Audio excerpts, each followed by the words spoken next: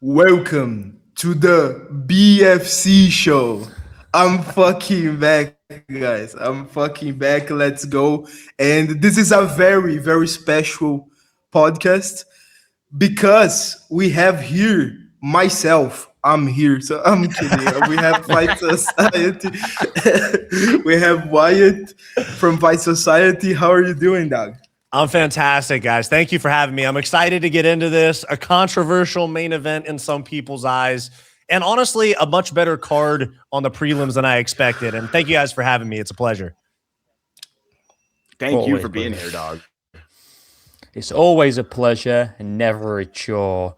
And I want to get straight into the main event because I have seen so many people cry and complain and blame one person for this entire main event. And I'm not having it. All right, I'm not having it. Everyone's blaming Islam Makhachev. They're saying he did nothing. He did nothing the whole fight. He's hugging him. He's laying on him. That's not true. And I'm sure Victor, as someone who trains jits, and maybe Wyatt too, you guys will know and you'll be able to understand great defensive grappling when you see it. And it isn't that Islam Makhachev was just holding on and doing nothing with it, like what Hamzat did against DDP.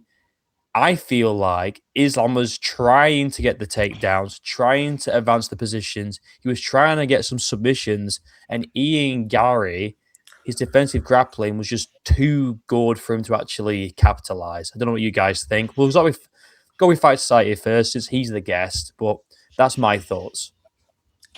I hear you on that, man. And I've made the mistake before of, I'm not a huge fan of Islam, but I've made the mistake of blaming him for a dominant performance. At the end of the day, it still does take two to tango. And for example, JDM, that was a much more boring fight because JDM actually didn't have answers to what Islam Makhachev was doing. Whereas Garry is a bitch of a matchup for anybody in that division. He gave Shavkat a really hard time as well.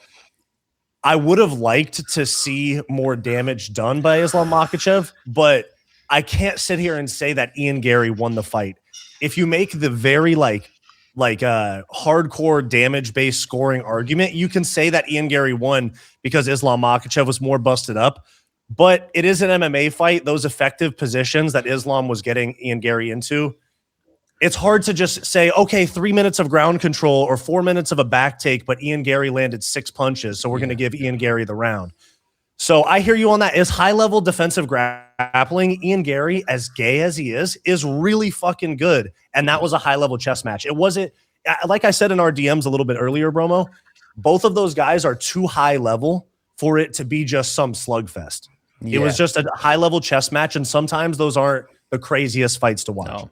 But also, I do think that Islam won the fight. I also just want to say, before Victor gives his take, I'm not saying that this fight was a fun fight to watch.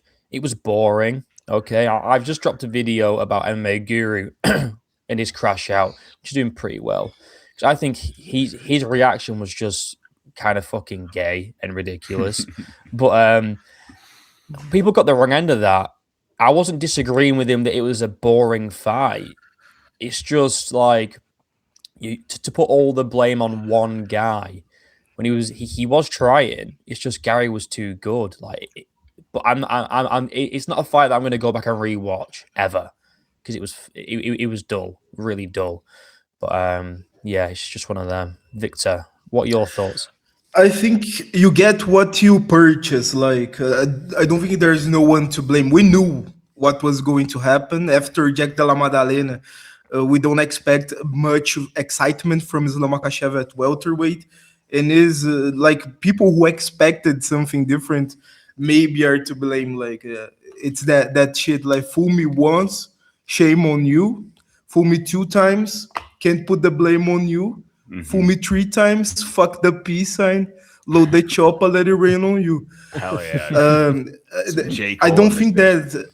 Guru, I was watching the fight companion in retrospect, and he was like, "Oh, okay, it was shit, and let's move on." And he perceived that he needed to make a little bit of content. Like Guru didn't crash out like he was unbalanced. He like forced that shit a little bit to Yeah, but okay, that's gay, Makhachev though. just did a boring fight. That's so I gay, need to though. farm content. It's his job. It's his Yeah, but fucking job. here's Being the gay thing, is though, his right? job to some extent. Yeah, but it's like he'd rather be the jester of MMA YouTube than just be a fucking normal person. You know what I mean? Like, it's just. I get that it's his character and it's his content, but to an extent, do you not think he's like to the point where he's like too deep in to this character that he feels like he has to like overdo it every time? You know, because all these crash outs are getting worse and worse. It's like, oh, I have to top the last one. Yeah, this one wasn't genuine. The one with Hanzat Chimaev was so good because he had the fucking South Africa fucking hat on and like it was genuine shit. Like he was and oh my god, Hanzat Chimaev is kneeing him to the tie again. I'm not kidding. I'm not making this up with his British accent. That was good as shit. But I mean, it's the guy's job. And I think this time was a little bit gay, but I like Guru. Like, it's better to have him like doing this shit, and For sure. That's basically it. What do you think of the fight, was though? boring, but it was fucking great. The technical level, like we saw Islam Makhachev striking to something I didn't expect. Him dropping fucking Ian Garry on the feet with a head kick of all strikes due to the reach advantage. And Ian Garry, he didn't like. There was in the third round. I feel like there was a time that Islam was fucking. You know, he could be killed that moment. He needed to be killed that moment, and Ian Garry didn't capitalize on that. But overall, really high level matchup, and it's not a casuals fight. A fight you show to a casual, but I can appreciate that shit. I only watched it.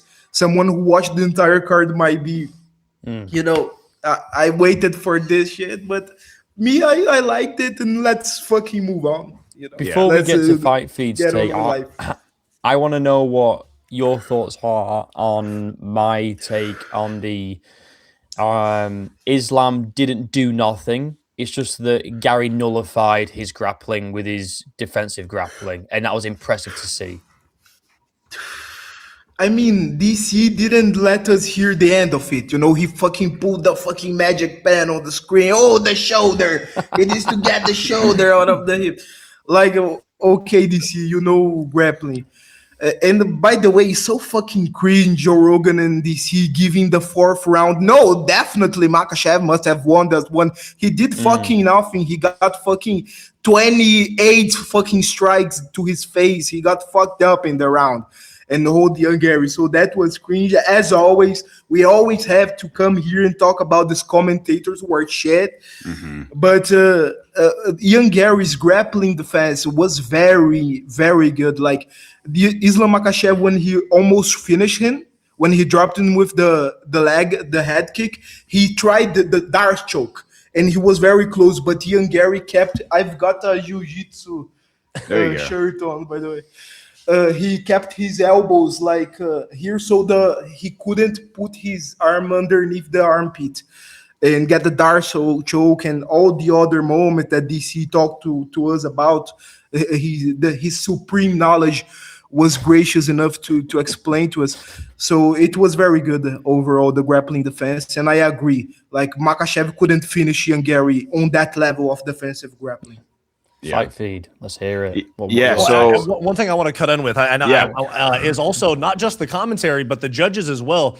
I think that 3-2, 48-47 Makhachev, totally fair scorecard, but two judges giving 49-46 is crazy to me. That shows me that they're judging on the old rule set, in my opinion. But what round did they give him? Was it round 3 or round 4? They only gave him round 3. Round 4. I thought it was round 4. He gave them round 3. Yeah, they gave the two judges only gave Ian Garry round 3.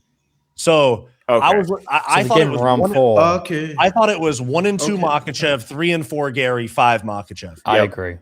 So they gave 1-2 Makhachev, 3 and 4 Garry. Yeah, I so agree. they gave Islam Makhachev round 4 because he failed every single takedown and landed nothing else. Mhm. Yeah. That's Yeah. crazy. He That's landed fucking one ridiculous. takedown. He landed one Bro. takedown, Yeah. but hold the. Oh, whoa! DC went crazy for that shit. But that's the thing. I think they are hearing like this is MMA shade theory. They hear Joe Rogan and DC like, oh, DC saying that they won the round. I can't score it for fucking Ian Gary. I think that's how the judges score the rounds. Yeah. Dude, But it's Pipey, what was your take? yeah, no, that's a perfect segue because what I was going to say, there is no way you can score this fight any differently. If you're following the scoring criteria, it's a 3-2 Islam win, right? 1-2 Islam and 5 for Islam. There's no way you can give 3 or 4 to Islam. If you actually read the fucking scoring criteria, it is so goddamn easy. And you know what I said? I said on stream, I actually, after round 3, I said, guys, Ian won that round. I guarantee you they give Islam that round. I said it. I'm like, I know the judges, and I didn't know if it was round 3 or 4, but the way I looked at round 3 and 4, they were basically the same. It was Islam basically struggling to get things to the floor and him just getting beat up, into the body, to the head by Ian. Not so bad where you're like, oh, Ian's just dominating the round, but very clearly Ian's rounds because he's actually doing something to try to end the fight, whereas Islam's kind of stalling. And I'm like, the judges are going to give these rounds to Islam because that's what they fucking do. So I was not actually shocked when they did the 49-46. I just kind of laughed because I'm like, this is what I fucking expect these judges to do. I think the fight overall, though, was a fun fight because of the stakes behind it, right? Even though there were some boring elements, I was kind of the edge of my seat, right? Especially when we got to see Ian's jaw fucking swing the other way. That was kind of sick. How he just, Ian's backing up with his head up. He's all confident, like, oh, I'm gonna fucking win. He gets caught right on the chin. So I like to see that. I think overall though, I'm worried for Islam, guys. Like, I think that Morales and Prates are going to. They're bad matchups for him. I really think so. But I'm happy for Islam because he did, show that he was able to kind of stay in there and grit it out when it was tough. I was trying to think if there was another comment I had on anything else. I've seen people say round 5 has to go to Ian Garry because of like the whatever strikes he landed before they hit the ground. My issue with that though is I still say Volk won in the first fight against Islam. And the difference is that when Islam had Volk's back in that fight, he legit was holding his back. He didn't actually land strikes. He didn't go for a sub at all. Like, he didn't even try. And Volk was actually hitting him from that position, whereas Ian couldn't really hit Islam from that position. And we did see Islam, trying to go for the sub. Like, obviously, Ian Garry did the great. He had the back grip. He was holding the wrist and stopping it from happening. But I still think, like, if you compare those two fights, there were a lot of similarities. I still think, though, Volk won that previous fight. And I don't think Ian did enough to win round 5. I think that Islam had that position, and Islam was landing some strikes on Ian. So overall, I'm not mad at the decision. I think it was correct. Yeah, I agree. And it's like you say, Islam was trying to chase subs. There was one point where he was trying to get into a crucifix position, but Ian was like blocking that really well. I think people just see like grappling go nowhere and they automatically say, oh, it's the grappler's fault. They're not doing anything without actually thinking, actually, the opponent has got great defensive grappling. And that's the reason why the grappling don't go anywhere. Yeah. But people just don't see that. Like, they just go, "Oh, it's the grappler's fault. They're not doing Depends. anything." Blah It blah blah. depends. Well, it definitely depends because, like, for example, in certain situations, you can see guys like where they're like where the grappler's not doing anything is where the guy that is in the losing position, like, has his back taken or on bottom guard, whatever. If he's just sitting on bottom saying like, "Okay, I'm in no danger. I'm just sitting here," that is a losing top position. But the stalling, it wasn't even really stalling. Like, the entire grappling position or exchanges that we saw last night was Islam Makhachev trying to advance position and Ian Garry trying really hard. He had problems to solve. It wasn't like he was like, "Oh, okay, I have nothing to do here. Islam's running out the clock." Ian Garry was, "Oh, fuck, okay, he's on my waist. Oh my God, oh shit, I got to get him off my neck." it was a high level chess match that sometimes just looks boring. But to say that Ian Garry had nothing to worry about is pretty crazy. Yeah. Look, it does depend. I'm not saying that like that's the case for every single smudge grappler. Like I know you look at Shimaev Umar and Mario Duplessis is Batista. the perfect. Yeah, Shimaev Duplessis yeah, is the perfect example. The needs exactly. Yeah, to holding against someone against the cage, you need to the tie. yeah, That, exactly. Yeah, and that's Hamzat's laying on top scenario of for a DDP. He's boring doing grapple. nothing to try and get up. He's not scrambling. He's not defending anything because Hamzat's not doing anything. That's a good example of like grappling being boring because they're not trying to do Yes, I have anything. another good one. Another good one. Go watch any Tagir Ulanbekov fight Yep. because that guy does the same shit. Yeah, yeah. And Yeah, it's there's like, grappling for the sake of winning an MMA fight, and then there's grappling for the sake of running out the clock. Yep. yeah, That was my complaint, and Merab did get a lot more entertaining as his title reign went on. But that was my complaint about Merab. I was like, Merab is not trying to like initiate fight finishing sequences or damaging sequences. He's just trying to hold you up against the cage and run out the clock. He's trying to like game this kind of scoring system. it's like Ankalaev in Yeah. rounds 4 and 5, the first Alex fight. You know, he was kind of just holding up on the cage in the clinch, not trying to advance the position, just holding him there because he knew, I've won rounds 1, 2, and 3, or however many rounds he won. I could just hold him here because I'm ahead in the fight and I don't need to take any risks. That shit, that's fucking terrible. Yeah. But what Islam was doing was actually trying to do shit. Garry just nullified everything. Mm-hmm. Exactly. You have to think about this. This is professional fighting at the highest level. It should look like fighting. And a lot of the times you see things that don't look like fighting. Last night felt like a fight. It was an interesting fight. It wasn't a barn burner, but it still felt like a fight. Islam was trying to advance positions, you know? Whereas the other fights you talk about, those don't feel like fights. They feel like grappling matches. Last night still felt like a fight. I think the best expression it's coined by MMA guru. It's avoiding combat.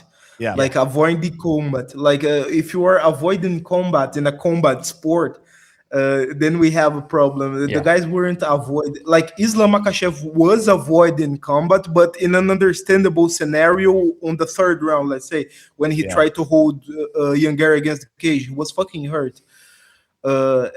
That's different, but when you a combat sport needs to have fucking combat, it needs to have some kind of violence or like attempt to move towards violence, and that's the problem we have this side of the fan base with most of the grapplers that come from the Caucasus. And Merab is a good example in the earlier stages of his career, but like right now, we can complain about Merab. The guy fucking scraps. Now he does. Absolutely. Yeah. Well, and you almost can't even blame Merab too if you think about like his earlier parts of the career, because what Wyatt called out is a very good point. And I'm sorry, we all know that Wyatt is Fight Society, so I'll probably use both of those at the same time. But hey, you know the intro, dog. I'm Wyatt. Welcome. That's to Fight right. Society. Exactly. And but what you called out was great. It's like this MMA scoring criteria, what I find so funny, it's actually been around for a while, but to Wyatt's point, the judges just started really following it, and they still to this day like pick and choose when to really follow it. You know what I mean? And I think that when you think about Merab's style beforehand, he's probably thinking, I'm winning all these fights because I'm doing this bullshit grappling against the cage, you know, kneeing the fucking thigh and all that shit. And he's winning the fights because the judges really have kind of followed like control time wins all. And I know it's not supposed to be that way, but that's kind of how it's been. But I don't think we saw that in this matchup, right? I do think that like Islam getting the back and then still fighting for that sub, that was, and Ian holding the arm, that ends up being okay, well, who's in the dominant position here, right? Because Ian's not allowing the sub to happen, but he's also got his back taken. So that's all that really happened. So I think it has to go to Islam. I think a lot of people that are pissed about it just hate Islam probably. And, that's really what it boils down to. No, I understand because we like the sport, like we like the chess match. We practice the sport. I think fight feed. Have you ever practiced combat sport? I have, but I haven't done it in a long-term setting. I've only done like a couple free trials and shit.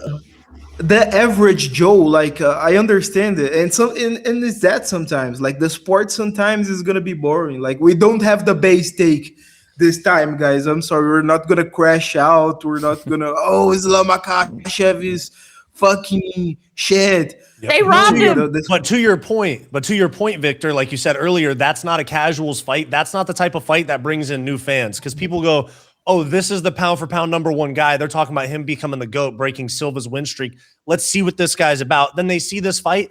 Most people probably go, all right, fine. He's really good. I'm not going to tune in for the next one. You know, Yeah. It's things like the Gaethje Topuria performance that get people to go, oh, this shit is dope. I need to watch the next one. Last night wasn't really that.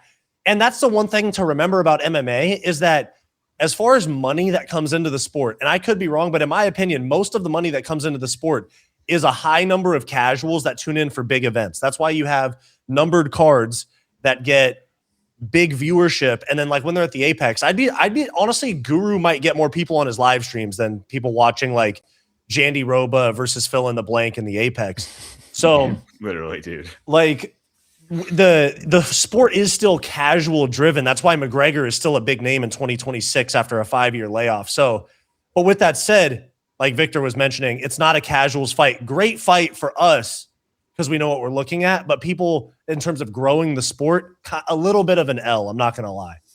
Yeah. Every sport is like that. There's gonna be the soccer match that is the football match that is 0-0 and nothing fucking happens, and there's gonna be the fucking 4-3, 5-4 score crazy game. Yeah. Like we just gotta like, and let's make no mistake here. This event was shit. Like the UFC is to blame for making the like I don't think that the fights were bad for what I looked at in retrospect, but the name value is shit. Like we have Islam Makhachev. The next event is way better than this one, and then that next one after that with Movzer and Volk and Petr Yan and Merab, like is way better than this one too. So the event was shit. The location, I don't like that location. I don't know. The crowd is kind of mad. Dude, But- they were booing. They were booing during good fights too. That's I'm kind like, of Philly's vibe, dude. yeah, dude, they're fucking spoiled. I'm like, you guys got these You got your hometown guy, Jeremiah Wells. He's put fucking Mincy Betts back in the fucking ice block. I mean, come on, man. You guys got to give him a fucking break. Yeah. Well, and that's the thing too is the name value, like Victor was saying. There's a couple different ways to look at fights, but the name value going into a card and the performances on the actual card, they're not really connected, but they run parallel to each other. And that's the thing about you have to get people to care about the fight and tune in ahead of time, who, what, when, where, why, and how. But the quality of the fights, I had a good time watching it, of course, but nobody's going to go, oh, fuck, who do we have? I got to go watch Rafael Tobias on the prelims. Like, Right. Whereas Right. on the Abu Dhabi card in October, I'm I like, gotta watch fuck the prelims. I gotta watch Abdul Malik on the fucking main event against exactly. a fucking And that's the random thing guy. about this card as well. Irresponsible matchmaking, bro. Edson Barbosa was crazy outgunned in that fight. Coway Yeah. Hernandez, I know he was still kind of an up-and-comer, but really outgunned on that in that fight. And as what it was supposed to be the same thing for Stoltzfus. He ended up kind of fluking that dub because I think Mansour Abdul Malik's a fraud. But Yep. like this was irresponsible matchmaking from a name value standpoint and a competition standpoint, at least on the main card. The prelims were fun though. Yeah. Yeah. Absolutely.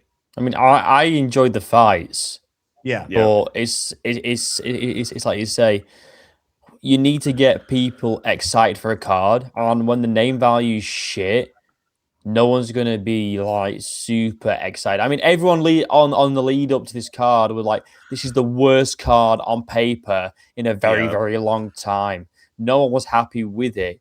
But you know what Dana's gonna say, right? Because the fights Don't were watch it, great, kid. yeah, and it was mostly finishes.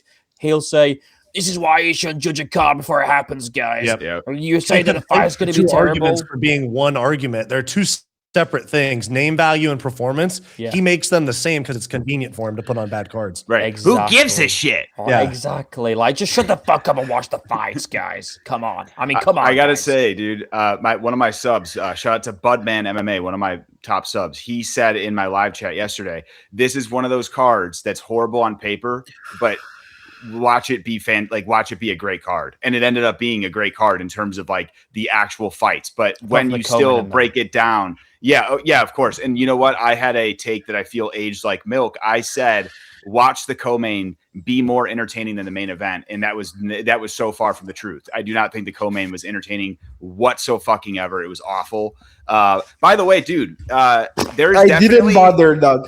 No, but guess what, dude? I have a theory, guys, about the co-main. There is a cameraman that I think Dana pulls aside before a Dern fight. He says, listen, kid, you're going to film her ass.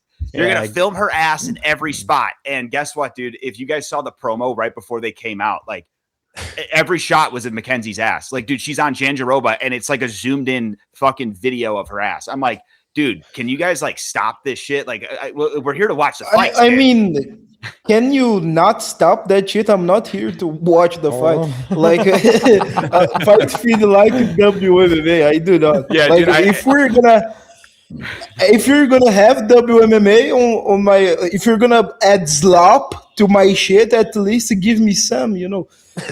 That's hey, at least Mackenzie Dern doesn't pull a fucking what's her name, Norma Dumont, and you know Norma Dumont wears like the loose trunks when she goes out. Like at least Dern puts on the tight Muay Thai shorts, right, that go all the way up. So I guess just give her that at least. Yeah, they do that like from the ceiling top down camera. Yeah. I never see it in any other fight. I see it like once a fight, but they do it every Mackenzie Dern fight. Yeah, dude. I bet John Anik would be like, he'd be like, the legend has it that the most viewership on this fight is happening on the multi-view cam for Paramount Plus. Dana White's like, listen, kid, how do you not put a camera on that? On that ass. Oh man. But anyway, did you guys see by the way, speaking of your live stream fight feed, dude, you did some crazy numbers yesterday. Yeah, congrats. I have no idea, dude, how the fuck that happened, bro. It happens sometimes, dude. Like that's because I had a good night yesterday and I was like mostly sitting around 700 or 800. That's awesome, dude. It happened with me when I did the Andrew Tate fight. My most like average viewers was like 25 viewers, 30 viewers. And then I did the Andrew Tate fight last like December and I had like 7K for the entire stream. And it kind of just turned a corner. Wow, and it's also like a little nerve wracking because you're like, oh shit, I'm talking to like a high school auditorium size audience right now by myself. But what happens, dude, is you just and that's why it's important to do the fight companions. Yes. You put yourself in front of so many new people last night. That's the big thing, bro. Good shit. Dude, thank you, dude. Yeah, I was the whole time I was sitting there. I actually felt like I should have been more nervous because I'm like, holy shit, kid, there's 1,000 people here. So all I kept doing is I just kept get going, out of there. 1,000 people tuned in fight feed. I had almost 1,200 at one point. That's so cool, bro. I was shocked. Congratulations, bro. Thank you, dude. Congratulations. I was fucking shocked, bro. I'm like, what the fuck are you guys doing here? But you know what? It was super, super fun. And all I kept saying is like, make sure you kids tune in next week. But yeah, dude, I very shocked. And I did tell Mrs. Fight Feed because Mrs. Fight Feed sometimes wants to do normal things with her man, as any woman might, right? Like, hey, can we watch the fights together? And so I always tell her like, dude, I got to do the fight companions because one thing I've noticed too is like, normally I'm in the 25 range. Like I think my peak before this, guys, was 25 viewers like at one time, which is not that crazy, but it compounds. It does. But also, dude, you build relationships with your subs, right? And like doing these live streams, I've literally made friends all over the world, just like in addition to you guys, but like just all my subs, like I could go pretty much anywhere in the world and meet up with one of my subs, which is so cool. So like, it's definitely important. I'm going to keep doing them, man. Yeah, man. That's why I do the live streams. I don't enjoy the fight companions because it's so early in the morning here. And I don't have the energy. But the live streams are great to really, like you say, build a relationship with your subs. You know, like I don't like to think of them as like subscribers or like fans because it's just cringe. Or like, no. It's a community that everybody's a part of. Yes, exactly. And I fucking sent you a DM fight feed, and I was like, bro, crazy numbers. Because I went in and I was like, 1,000 viewers? What the Yeah, it fuck? was crazy, dude. It's fucking nuts, man. But that's one thing I love too. It's like all of us have become homies too. So it's like I love celebrating. Like when I see you guys on and you're fucking, I always try to pop into your guys' streams and make sure to tell the fuckers to like that shit up. And also just see all of us like building this community because I feel like there's a lot of crossover as well. So yeah, man, it's been great, dude. I fucking love this shit. Yeah, there's some people like Helwani and stuff, or people that get big, and they, as Chael Sonnen used to say, they pull the ladder up behind them. Yeah. And dude, I'm telling you, and I remember this, and I know that Rogan's a little bit of a cornball, but I used to watch him so much back, like prime Rogan. I used to watch so much of his podcast. And he always said the same thing about having like comedians on his podcast or shouting out other people and plugging. There's literally so many people on the internet watching content. There is room for just about everybody. Of course, some people either don't post enough content, don't work hard enough, or they're not interesting enough. But for the most part, there is enough room for the very least of like most of these people that make content in a niche to do it as a job. You know, like when I'm doing it, not like flexing or anything, but I do this as a job now. When I first started, I thought I had to have like 1 million subscribers to do it as a job. And I'm like at like 30K. Yeah. And we were talking about that the other day. No, bro, it's like, it's crazy. There is. And that's what's interesting about YouTube compared to other platforms, because TikTok and Instagram are harder to monetize. Oh yeah. You have like a middle class of YouTube where people can do it as a job. And it's not like, oh my God, everybody knows who I am. Like when you think of MMA or like YouTube and MMA, most people think of Guru. And I thought I had to be that size to do this for a job. But I thought the same thing. Yeah. That's the same thing as like everything. Like there's people that like, they're like, oh, I found you from that No Bromo stream, or I went on James Lynch the other day, and people are like, oh, I had never seen your channel. It genuinely helps to go on each other's platforms. Dude, literally, actually, just one thing to add there. William Wallace, one of your top subs and members, Fight Society, he's now a member of my channel. He actually came to one of my streams and was like, I saw you commenting in the Fight Society live stream. And decided to check your shit out, and he's a huge sub now. It's like that's another thing I even said to Mrs. Fight Feed. I was like, I try to join all my homies live streams because I'm a fucking fan. And you guys know if I hit your video, I always leave my mark because I'm fucking weird. And I have to just drop timestamps. I just love dropping comments, bro. I'm a fucking fan. So like, it's that you just have to, and you build relationships that way too. It's fucking sick. And one thing about Rogan too is that as much as Joe Rogan's, he's gotten to be a casual, and dude, I feel bad. Rogan's looking a lot older now. I'm not trying to be rude, but the one thing I always say is Rogan is a great guy because, dude, biggest podcast in the world. How many times a week is he still having on MMA fighters who most of the population doesn't know, right? Unless you're a fan of MMA. And I respect that so fucking much because it's like he could big time anybody and he doesn't, So I appreciate that shit. Yeah. Well, I got big time by fucking Kenny. He said, he'll need to pay me to debate me. Fucking clown. Yeah. Guess who's got more subs this year? Grown more subs. No Bromo. Nice. Have I? Oh, I think so. I mean, he's maybe gotten 5K this year. I think he started at like 20K or something. So yeah, look at that. I'm on the come up. I'll be inevitable. Listen, I'll be inevitable Listen, one day. He'll never be able to duck me forever. That's right. But I want to get back because this Glaze session was really nice. I really like it, and it warms my heart. But I want to ask you guys, next matchups for Islam Makhachev, Protes or Morales? I want to go around. Let's bring Victor in first because he's kind of been sat there as we've all been jerking each other. He's been over there in the Ian Garry corner for he has been in the Victor, who's next for Islam? Who beats him, or does no one beat him? What's next? Let me see. I mean, it's of course Carlos Prates is the next one. Like, does anybody have a doubt here? Like, does anybody doubt that Michael Morales got mugged in that face cam that they did after the fight? Like, Michael Morales was trying to aura farm and like millennial Max, like, oh, I don't give a fuck about this shit. And Carlos Prates is Max, motherfucker. I don't really understand why the UFC gave us a the Right. option between Prates and Morales. It's so dumb. It's like when they got Paddy Pimblett in to face off against Ilia Topuria. It's like, why are you doing that? It's obvious who's next. It's crazy. It's not Yeah. Paddy. Yeah. It's the same thing with this. It's like, it's not Michael Morales next. It's Carlos Prates. It has to be. But Victor, does Prates beat Islam Makhachev? I've got a feeling you're going to say yes. I mean, probably, like there was a substantial size difference that we saw in that fight, and I think that's much more dangerous when you put motherfuckers out cold. And young Gary just is not that guy. Like I'm very confident, way more confident than I was before that fight. But the defensive grappling of young Gary is substantially better. So that's the problem. I don't think it's a perfect parallel, but Carlos Prates is better at defending once he's on the ground than defending getting on the ground.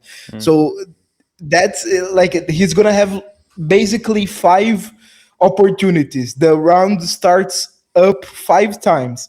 So before he gets taken down, he's gonna have a window to put Makhachev the fuck out, and I think he can do it. I think it's very doable from what we saw in that fight.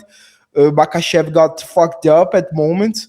His face got fucked up. Like if he holds Carlos Prates against the cage and he gets hit with those uppercuts, I don't think he's gonna stay the fuck up. I think he's gonna stay the fuck down.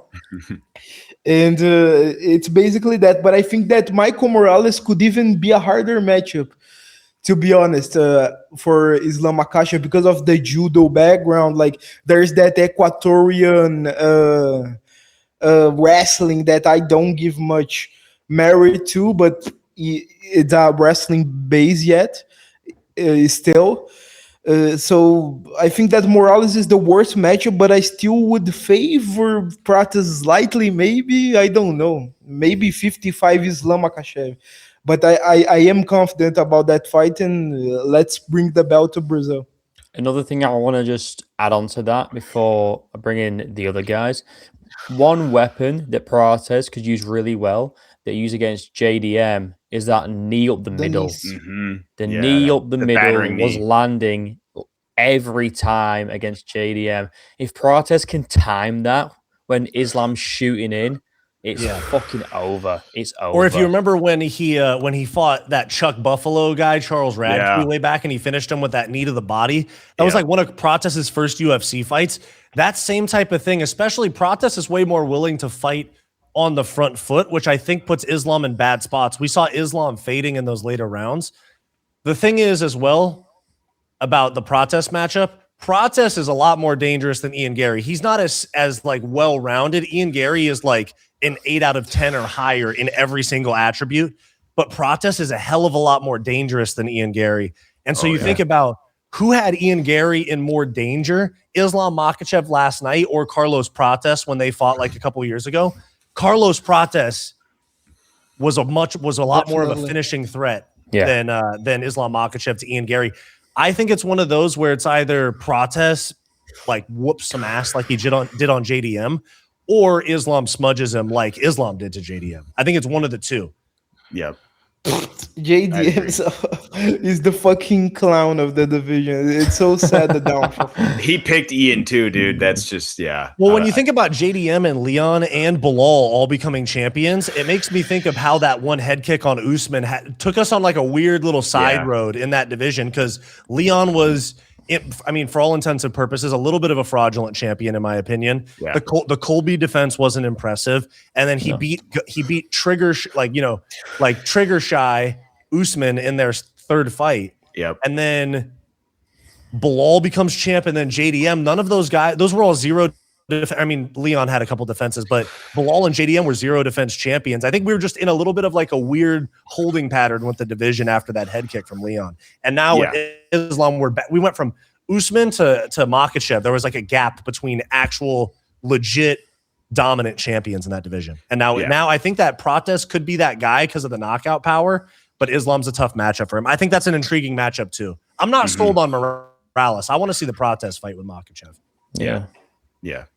Should I add my take there? I think look, it's very clearly Prates, right? I've been a guy who's actually been saying for a very long time now that Morales is a fucking dark horse because I feel like the way look, people shit on Sean Brady, but to see Morales go out there, stand in that wide ass stance, plus just another reminder, Morales has the same reach as Alex Pereira. 79 inches. So we're talking a 9-inch fucking reach advantage basically over Islam. And this dude's knocking dudes out, punching their guard. So I'm like, he has that power and that one shot ability to really change the course of that fight, plus that judo background and things of that nature.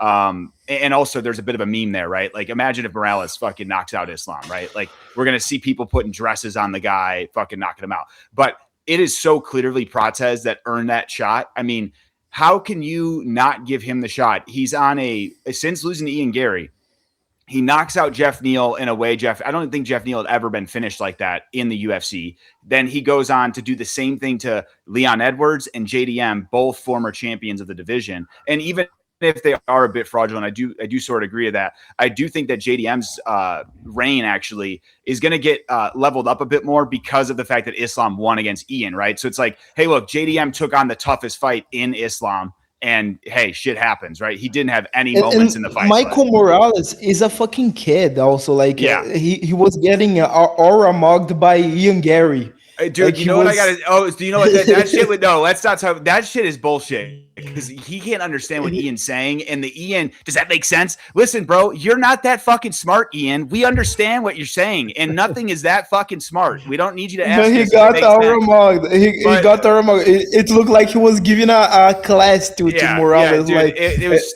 fucking... Dude, hey, fuck Ian Garry, because Ian Garry almost gets Neil Magny's kids taken, puts Jeff Neal's mugshot on a t-shirt, but then he goes around and goes, "You guys all be professional. Don't talk shit about me." Yeah, shut the fuck up. It's so gay, bro. Yeah, I hate that shit.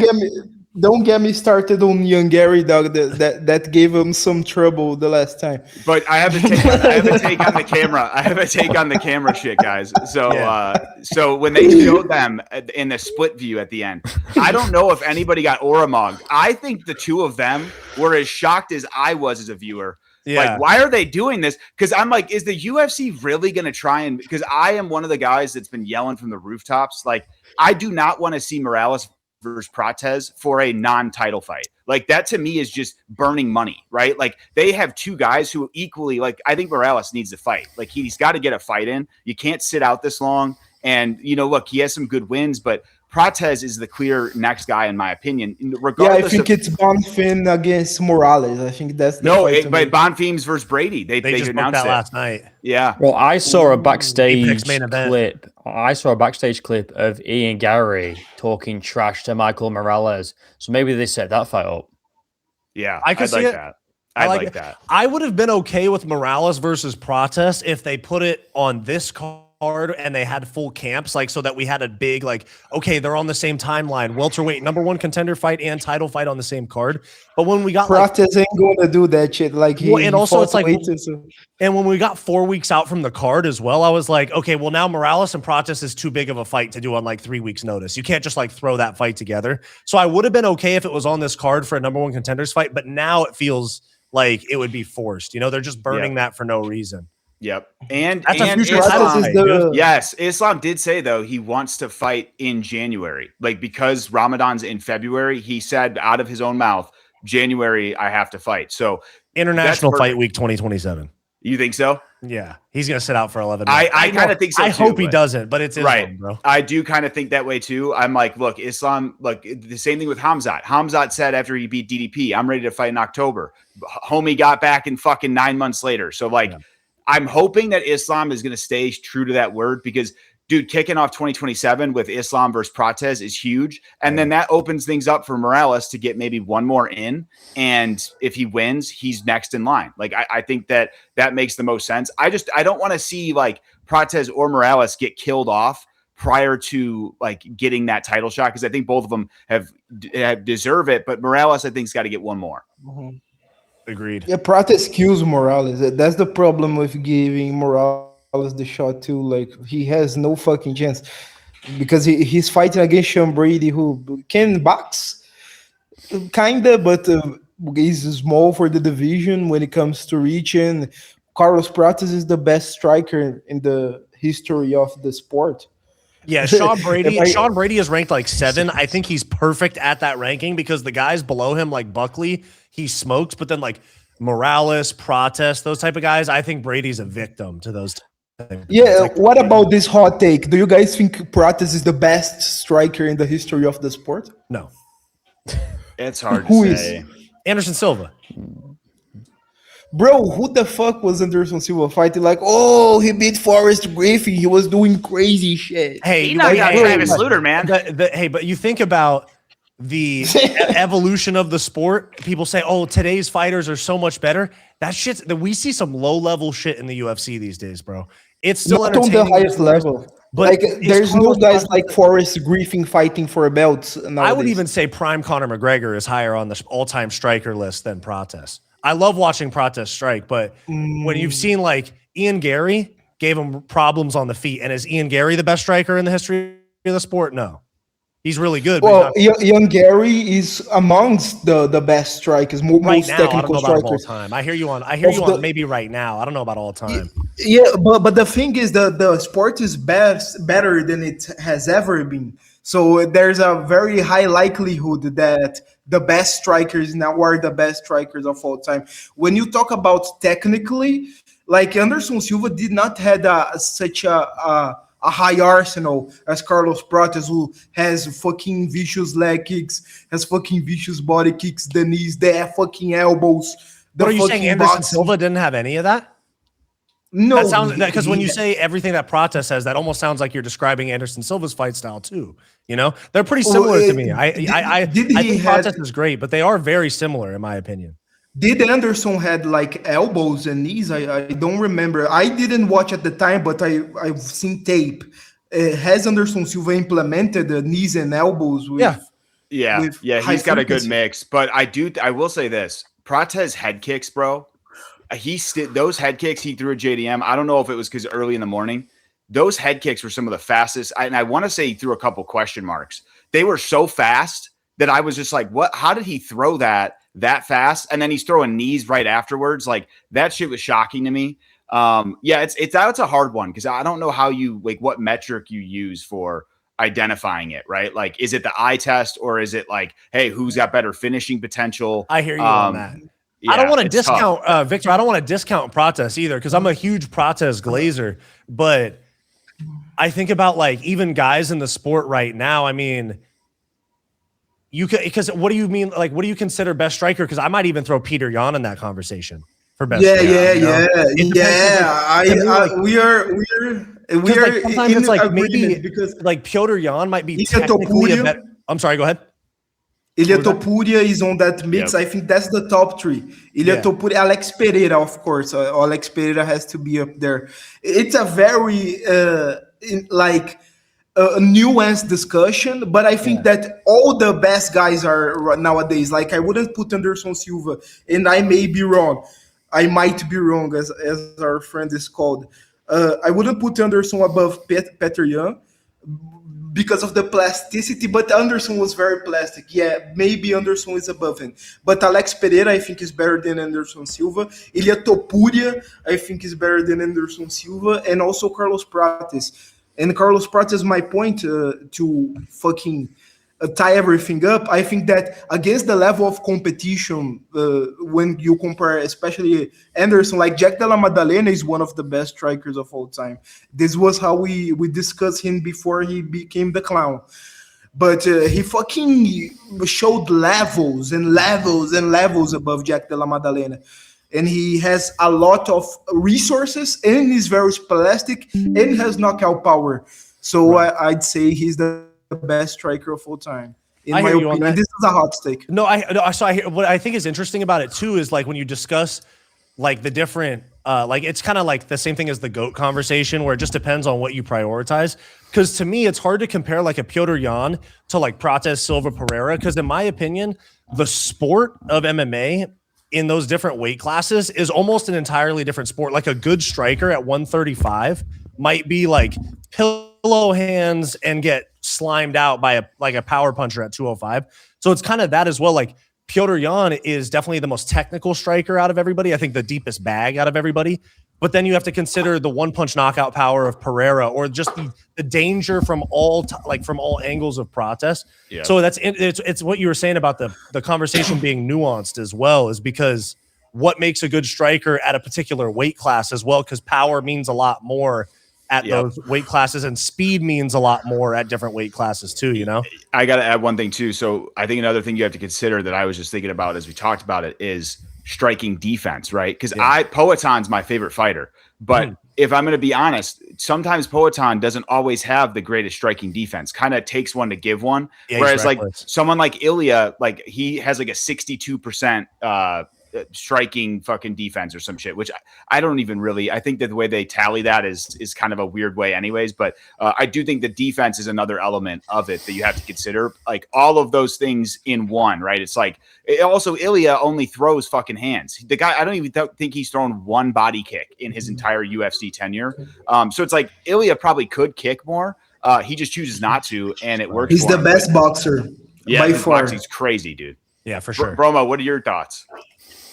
Oh, I'm just enjoying this conversation. I do think that, like people do say, obviously the sport has evolved, so it's kind of tough to compare modern day to. But it's hard with the evolution conversation because I think Demetrius Johnson whoops everybody's ass in today's flyweight division. But that's just I disagree. Okay. I disagree heavily. Okay, go ahead. That statement.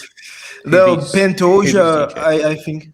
Pantoja is better than DJ at pretty much everything. Not at striking technically. DJ was a better technical striker, but I think that Pantoja would stat check, because Pantoja is so physical. He's not the tallest guy in the division, but he physicality runs through everyone. He stat checks people. He got power. And two guys that are very good on the grappling, I think that fight would be just DJ Garry smothered. And Pantoja has an insane shin, and DJ doesn't have a particularly good power. So I don't think that on the feet it would be enough for DJ to knock out Pantoja, let's say. And I don't think that because of the physicality difference, the fight stays on the feet for a very long for DJ to get a decision win, for instance, over 5 rounds. So I think that Pantoja would win pretty easily. And I think DJ is great. I think he's one of the GOATs. But I think that Pantoja just clears him. I think it's a gap in generations. What about Van or Tatsuro Taira? Just curious. Like the other guys at the top. Like, do you think that DJ in today's flyweight, I know this just randomly switched to Demetrius Johnson, my bad, but do you think he's number 2 behind Pantoja, or do you think he also loses to other people?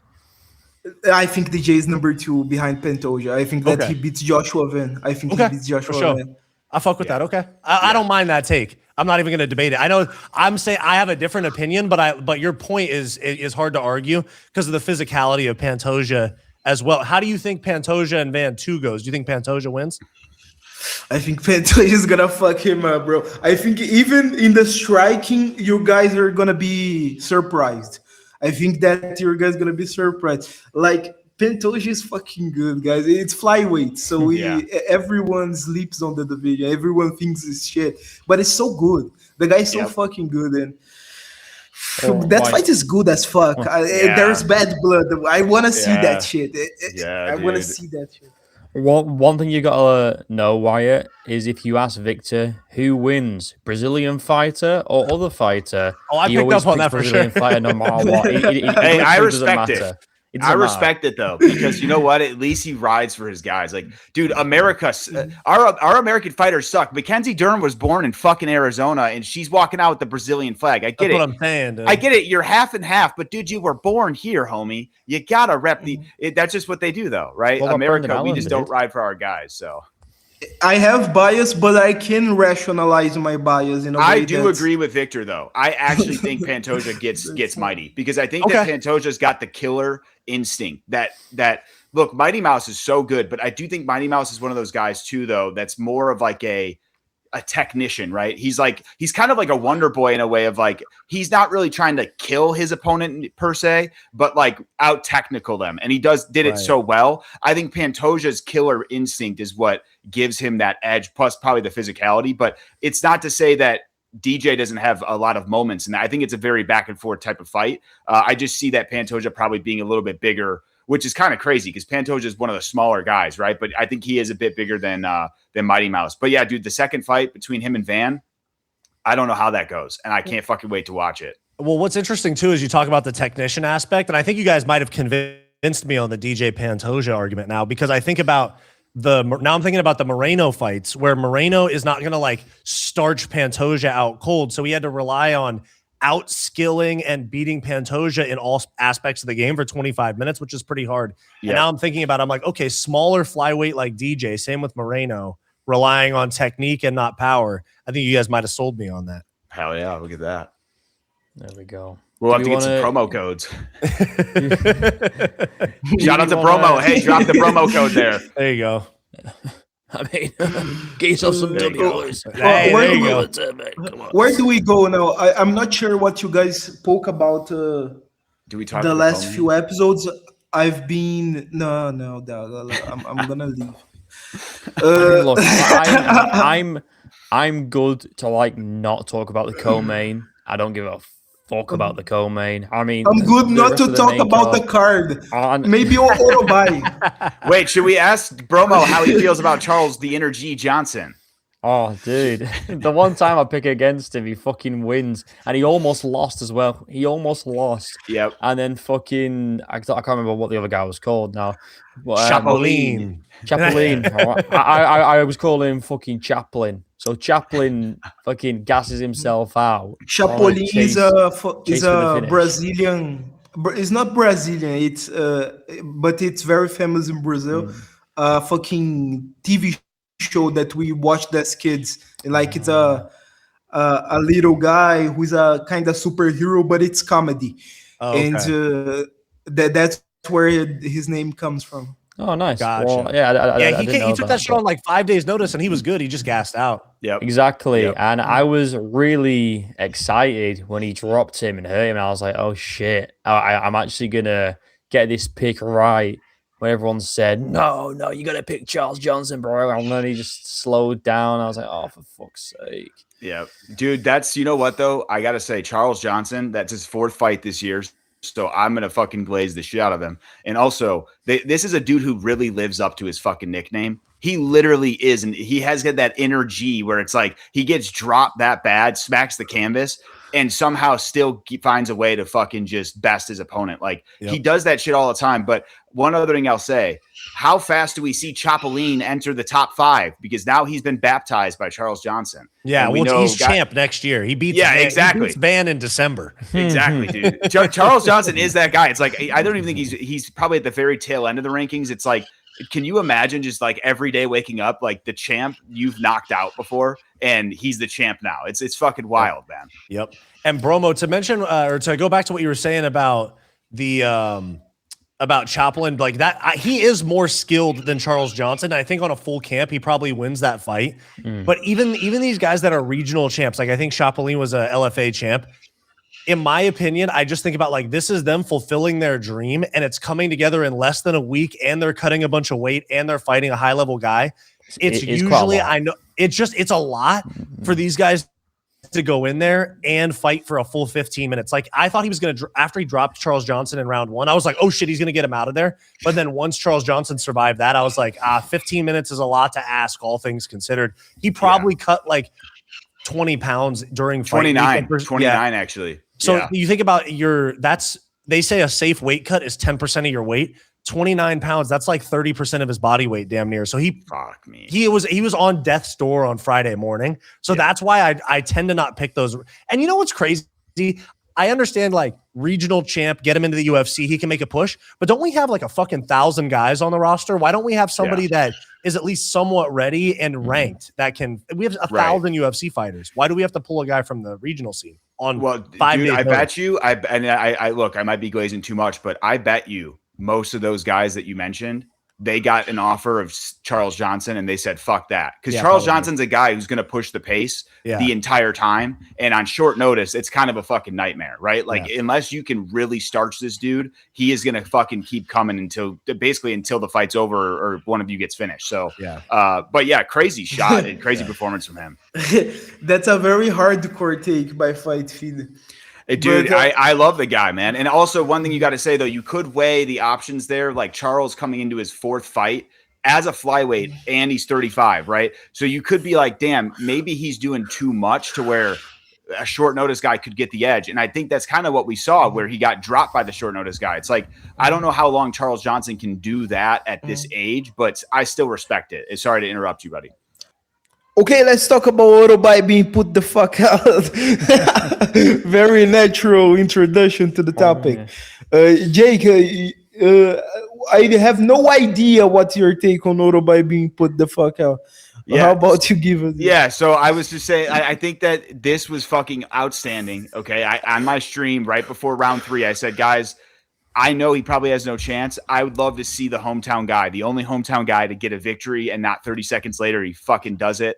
Kind of did a little bit of the Patty Pimlet, right? Like Joe Rogan called it a power guillotine. I haven't heard that before. I've heard of power bottoms. Shout out to Ian Garry. Anyways, one thing I was really shocked by, though, is like he gets that sub, dude, and the fucking squeeze from him. You could see Orobai go limp like pretty quickly. And then when he let go, Orobai's fucking head smacked the canvas. Fucking, it was sick, dude. That was a sick finish. I think he's just fumbled it because it's. I mean, he was fucking like within the fight. I mean, if you look at the stats, he was up 2-0 easy. Yeah, like, he was easily winning, and he just fucking fumbles it. Maybe he is like an actual Neanderthal. Maybe that's the problem. Like he has the IQ of a Neanderthal. The thing I think it's much more merit from Jeremiah. I think that was so fucking fast. Like Orobai, he put his head in the wrong place at the wrong time, and he jumped on that shit in like half a second, and it got put the fuck out. That's jiu-jitsu, bro. Like if you for 1 second you lose focus, if you are on the wrong spot, you're gonna be put the fuck out in very, very low time. Jiu-jitsu is really a murderous art.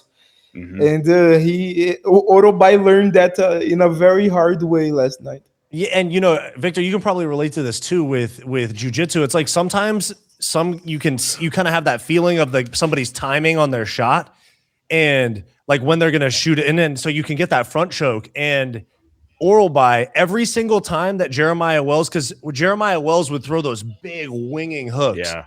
And every time that he clipped Orobai would reset and shoot a single leg. And that was exactly what happened. Was they had a little bit of a clash. Wells landed a hook that kind of clipped Orobai's chin, and Orobai kind of did his like tell where he like kind of reset and then he shot in on the single, and it wasn't a very good shot. It was pretty irresponsible.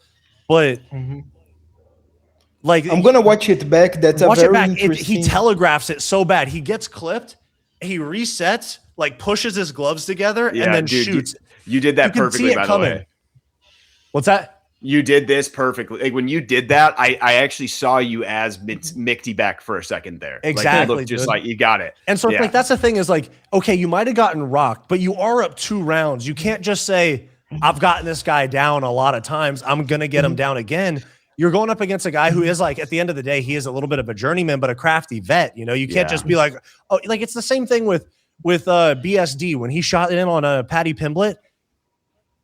Guys are high level as fuck at this point in the UFC. It's not just like some jobber that they pull off the regional scene for a Dana White Contender Series fight. Jeremiah Wells, whatever he is, 40, unranked, it doesn't matter.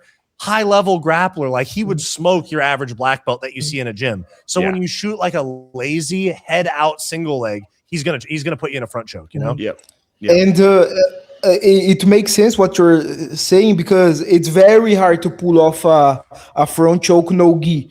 Like it's very hard to pull that shit off. You need to have slippery too. Third round. Yeah, you need to anticipate. I do. Yeah. I was going to say though, I would love you guys. And BSD. Go ahead. Go ahead, sir, bro. and it's a common theme with BSD because BSD always has the same fucking lazy takedown. Like Yep. he always does that same shit that the head is fucking out of the way out of the hip, and you can see when BSD is gonna shoot. And Yep. maybe this is what happened to Mick Tibek as Fight Society well put, like because front chokes are very hard to do. Like if you are competent on a takedown, you can just get out of the guard.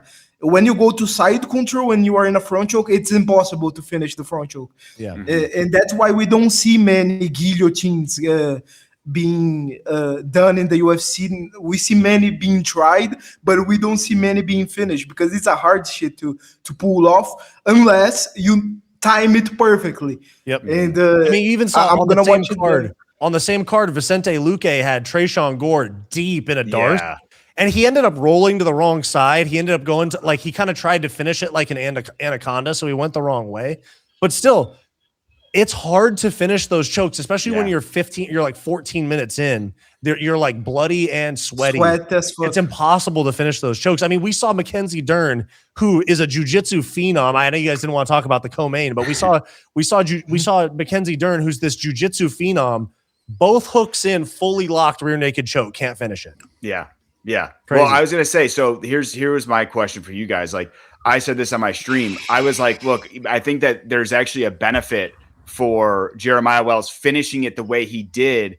And I did think that it finished fast. Like if you see once he got it cinched, I think the ref took a second to call it, but I knew Mick Tibek was out. Like by the way he just slumped, and I was like, I wonder if because Mick Tibek was already so tired, right? His like the oxygen is not going through the blood as much. That it was actually probably faster for him to go out. But to the same point you guys made, it's about getting it cinched up with all the sweat. That adds another layer. And then one other thing I would say regarding BSD, I think BSD did the same thing Armin does, where he just believed he has a high ego in his ability to, hey, if I get put in a choke, I'll be able to grapple my way out of it. Yep. And Patty showed him, no, you won't, because Patty's fucking high level as shit. Yeah. And same thing with Mick Tibek. I think Mick Tibek was like, look, this is my bread and butter. This is where I've had success all fight. And then Jeremiah Wells is like, hell nah, dog. Not today. This is a misconception because when you get put out by a choke, it's not the oxygen. It's the blood, problem. Right? Yeah. You Yeah. cut the aorta. Yep. Like this vein right here. Yep. You cut the blood going to the brain. So that's something just to pinpoint. Yeah, but also to what you were saying about the about Mick Tibek Orlby was like, I've gotten him down. I'm going to get him down again. Rule number one, what the ref always says first, protect yourself at all times. And what happens is guys build confidence, and there's a thin line between confidence and recklessness. Yep. And that's what happens is guys go, I've had success. I'm going to continue to have success. And he got choked to sleep on a takedown that he got and won the first 2 rounds on. So it's like one of those things where guys go, it's like they just lose that sense of danger. And it happens where you see even like an Adesanya, when he lost the first Pereira fight, he was ahead in the fight and he started like getting a little bit loose about his defense. And Adesanya would get hit a lot more than people think. He didn't have the best defense. Yeah. But he got reckless in round 5, gets finished by Pereira. He fucking ninja rolled back when he got hit with that leg kick. Like exactly, that was completely unnecessary. He was unnecessary. ahead in the fight 3-1, and he's like, okay, this is where I style on him and get this decision win. And he gets finished. It's like literally rule number 1. They always say it: protect yourself at all times. And fighters forget that with a little bit of confidence because they get excited about a win. Yeah. Yep. Absolutely. By the way, guys, I almost most said time fighters don't get punished for that. There's a fucking mosquito here. Dude, no, I was going to say, I was screaming at Jason Herzog, guys. I told my stream, I said, guys, if Jason Herzog doesn't take a point from Chapolin, which, by the way, people were in my chat saying they shouldn't take a point when Chapolin kneed Charles Johnson to the head as a downed opponent. I got one thing to say on that. If you think that there should not be a point taken there, you should stop watching the sport because that is the most egregious foul. You don't accidentally knee a guy in the fucking head while he's down. Like it's not an accident. That's a fucking, you did that shit on purpose, right? So it's like, how do you not, and he eye poked him before that. Like you got to take a point there.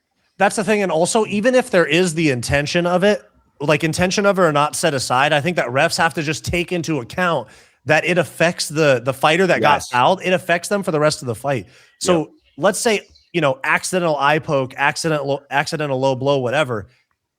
It still is going to affect them, and it was a foul. So I didn't mean to do it. At a certain point, doesn't matter when it's going to change the outcome of the fight. Like you have to level the playing field, whether it was on purpose or not. So I thought the knee was on purpose, but even if it wasn't, you have to consider the consequences towards the result. Yep.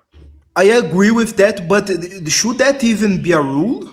What? By the way, the knee to the head of a down opponent. I mean, maybe or maybe not. I think it kind of waters down true fighting a little bit, but but at least for the sake of the sport, it is the rule right now, so they have to enforce it. Right. I don't like that's the take. That's a given. I'm going to a more I hear you. It shouldn't be. It should not abstract destruction. I don't think it's not particularly dangerous. No, I feel like something like nape shots. You can not the one in the head. Your leg is pretty fucking heavy. You should be able to knee someone in the head too. I think is it one championship that you can knee someone on the ground? So. Yeah, that shit's awesome. And I think I don't get it. In one championship, I think you can do knees, but I don't think you can do soccer kicks, if I'm not mistaken. Right, and I agree with that. Soccer kicks you can't. Yeah, that's too much. Dude, did you guys see the fucking finish that Danny Sabatello got in Ryzen? But he knocked this dude out with a punch. He was unconscious. And he ran and he jumped in the air. He was going to stomp on the guy's head, and the ref pushed him before he landed on him. If you watch Danny Sabatello's last fight, he jumped in the air and was going to stomp on the guy's face. And so Ryzen allows those where you can soccer kick and stomp. That's a little out there for me. But the knees to the head, I think, is like, it just makes you have more like defensive jiu-jitsu, and it cuts out people stalling from bottom. Because we see that. I mean, like even Gillian Robertson was kind of like, all right, I'm just going to lose this fight. Like I'm just going to coast. And by the way, Gillian Robertson or Jillian, I always say Gillian, my bad. But Jillian Robertson's corner totally gave up on her. They showed her, I think after the third or the fourth round, and they looked at her, it was like Dean Thomas and shit. And they were all just like, and they didn't give her any advice. And also, one thing I want to talk about on the card that I thought was hilarious. First off, Lucas Fernando, he was an LFA champion at 185 and 205. He beat the shit out of Rafael Tobias. Oh my God, yeah. And he looked incredible. Yeah. But also, Rafael Tobias's corner, he's down 2-0 getting styled on. And his coaches said it's time to go bipolar going into the third round. And I think it's his nickname. But still, you're in a UFC fight, the highest level fighting in the world, or at least they say. And your coach is basically telling you to just go see red. How crazy is that? High level fight, no technical advice. He's just like, yo, bro, you got to go bipolar now. It's like JDM's corner, where they're like, JDM, you got to fucking punch him in the face and don't get taken down. Come on, Jay.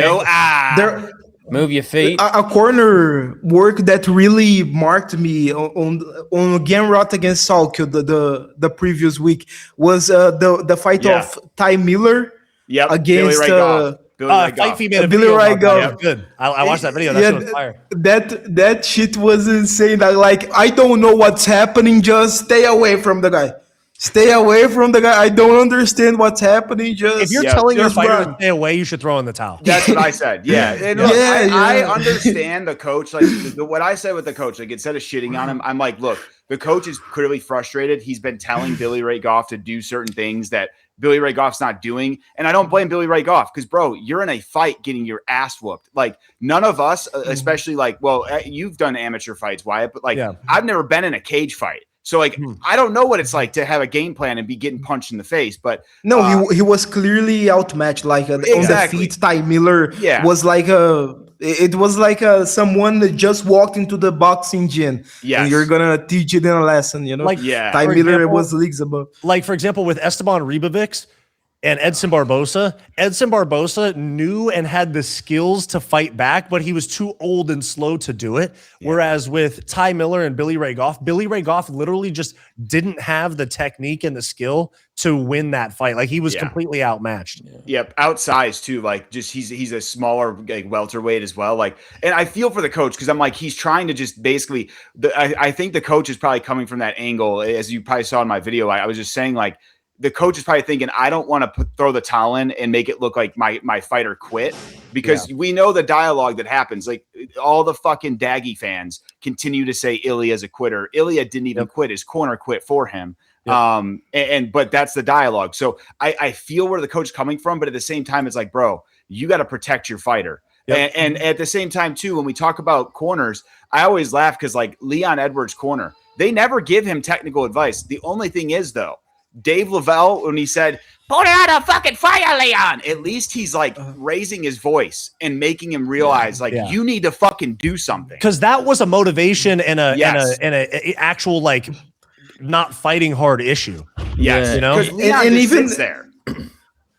Even for the fighter, like it's so shit. Like, Billy Ray Goff got knocked out immediately after that because when you are already getting your ass handed to you, and then your corner says, "Dog."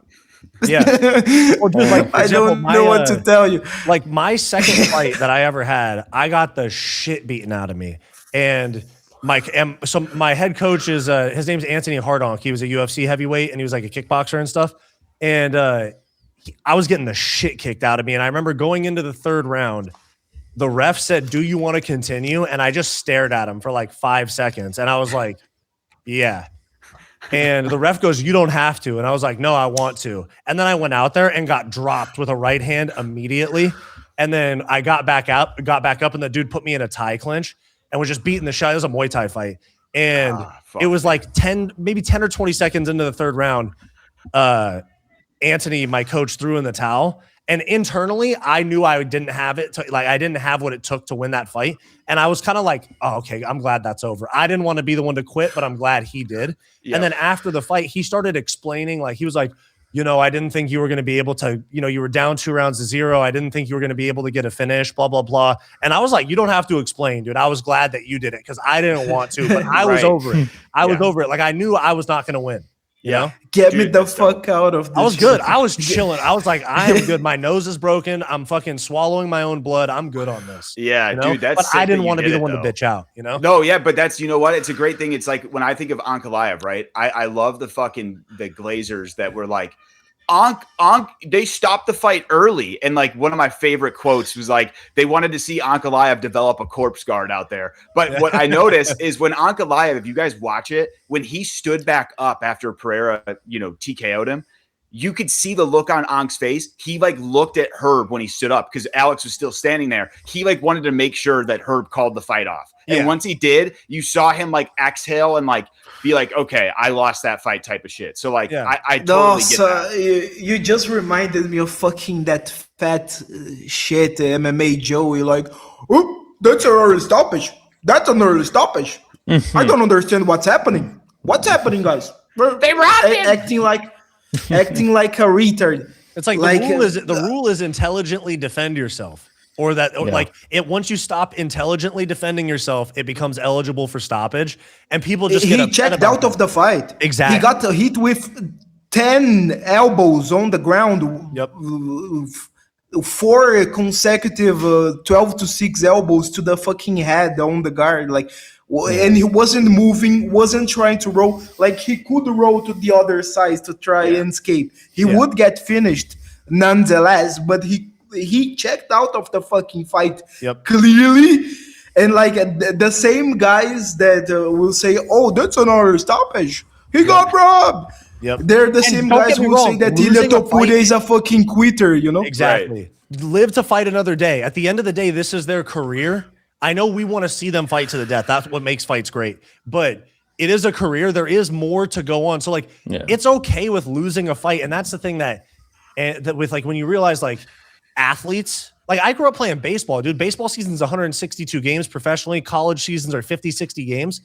You lose, you got a fucking game tomorrow and the day after that and the day after that. I know fighting has a whole lot more consequences physically and emotionally and, health wise and stuff than playing baseball. But at the end of the day, financial as well. But at the end of the day, losing a fight is okay. Like martial arts competition, I'd go to jiu-jitsu tournaments. I'd go 2-2, 3-1. Like you lose a couple times, it's fine. I know that when you're fighting for millions of dollars or you're fighting for world titles and stuff, there's a lot more consequences than a fucking jiu-jitsu tournament on a weekend. But at the end of the day, it's just martial arts competition. Someone's got to win. Sometimes that's going to be you. Sometimes it's not. And so you just got to pack it in. Like sometimes you're not going to win. Yeah. Like last night, in my opinion, Jillian Robertson had no path to victory following like the second round.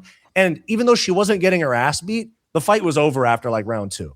Yeah. Also, just on the Ankalaev thing, people have this misconception that like if fighters aren't like unconscious, then they're in the fight still and it shouldn't be stopped. It's silly. Like you say, it's intelligent defense. If you're just sat there covering up like this, but you're not taking blows to the head, but you're blocking all of them, but you're not moving, that's not intelligently defending because you're not trying to get out of that situation. And that's where fights actually do get stopped. Oh, yeah. I just want to get your guys' thoughts on one last thing on this card. What do we think of Keith Peterson spanking Mackenzie Dern's ass? Look at that shit. Hell no nonsense. That's right. My guy. Getting a fucking grip. My guy. Dogs got to eat. That's all I have to say. Dogs got to eat. No nonsense, Keith Peterson. I love him, dude. That's why he's got to be the ref. Like, look, I've been asking for a long time. So one of my best friends, guys, he's the one that actually made the Fight Feed logo. He's a total casual, right? I've made him watch UFC because like I'll go visit him in Florida. And every time I do, right, it's always some grapple fucking affair. And he's like, "Why do you watch this shit?" But he saw Keith Peterson, and my homie's got tattoos all over his arm shit. He fucking loves Keith Peterson. It's the funniest shit. And every time he joins my stream, he's like, "Dude, where's Keith Peterson?" And finally, yesterday, the guy was in like every fucking fight. I was so happy to see it. The guy, he's one of my favorite refs. I think he looks like a skinny lesbian now. He's lost a lot of weight, to be honest. The Ozempic has him looking crazy, bro. Dude, he looks ill. He looks really ill. Yeah, dude. Actually, that was a rumor that he had cancer. Did you know that? Oh, I think it was just Ozempic, right? It was, yeah. Ozempic is kind of bitch shit, to be honest. I don't fuck with Ozempic. It's lazy. You gotta lose it the honest way, bro. Exactly. I mean, look, you know Wyatt. Being a personal trainer and shit. You don't want your clients to go on fucking weight loss jabs, do you? It's fucking ridiculous. Dude, I had conversations because I'd have like clients that were like women, especially that were like 50, 60 years old and weight loss gets hard. And they're like, I'm really considering these. I'm like, you don't. And I'm not like one of these people that's like anti any medication ever. Like I know a lot of them are pretty sketchy, but I was like, these have been around for like 2 years. You have no idea what this is going to do to your health. Exactly. And now there's like lawsuits and shit about them. Anyway, I'm favorable of it for obese people and diabetic people. Just I think it should be smoke like cigarettes and drink Diet Coke. It'll curb your appetite. Adderall, baby. It doesn't, dog. I smoke. I only drink Diet Coke. I smoke like crazy, and I'm fat as shit. But my point is, I think it should be like public policy. I think like the NHS on Britain. And I don't think America has a public healthcare system. We have SUS in Brazil. I think it should be a public policy for people that are pre-diabetic or diabetic. But for aesthetic reasons, brother, go lift some weights. Like you're gonna end up some skinny bitch. You're gonna get the shit kicked out of you. No, I think you take your dog to the vet. They say your dog's fat. They say feed it less and walk it more. It's literally that simple to lose weight. It's not hard at all. People are just wanting an easy way out because they're lazy, fat cunts. I will say, though, in America, and Wyatt, you might agree with me here. In America, it costs so, and it might be everywhere, but it costs so much in America to eat healthy. Yeah. Like it is so much cheaper and I'm not even kidding. It's like, dude, me and Mrs. Fightfeed just spent $630 at Sprouts. Okay? Holy shit. Yeah, dude, don't fight. Like, I'm still fucking, I'm going to be thinking about this Sprouts? for a decade. It's basically like a Whole Foods. Like, it's like very healthy compared to going to like your local fries and grabbing like a bunch of chips. That can buy literally, you can buy a motorcycle, you can buy a Hayabusa in Brazil. Yeah, with that. $600. What are they trapping children Homie, over there? now? I'm gonna be thinking about this shit for probably the next decade. Okay, like I feel bad that I spent that much money, but it's expensive to fucking eat healthy in America specifically, is what I would say. But at the same time, like there's other alternatives that you gotta think of. And the healthy shit's not even healthy. Right, that's true. Yeah, pretty much, exactly, dude. Everything here's got processed shit. Yeah. We know who's to blame for that. Am I right, Victor? Am I right? Am I right? Let's not get into that. So, guys, this was the BFC show. We thank you so much for watching it. I'm fucking back. I'm gonna be here on for the time before. Let's not get into that. Exactly. Before I fucking run this shit to the ground, because it will inevitably happen. I'm gonna be here again. I'm glad to be back. I love talking MMA with my friends. And thank you so much, Wyatt, Fight Society, for coming on our show. It was very cool to talk to you about MMA. And come back, dog. For sure. You guys are a lot of fun. I like all your guys' content. You guys do great stuff, and I like our chemistry. I'd be happy to come back on. Yeah, thank you for having me. Hey, Wyatt's the Chad Ian Garry in this bitch, right? That's right. He is the Ian Garry who eats meat and not fucking vegan shit. So I would have ate that fucking head kick last night. That's right. All right, boys. All right. See you next time. Appreciate you guys. Thank you so much for having me. Of course. Thanks you, brother. Yeah. I'll see you guys.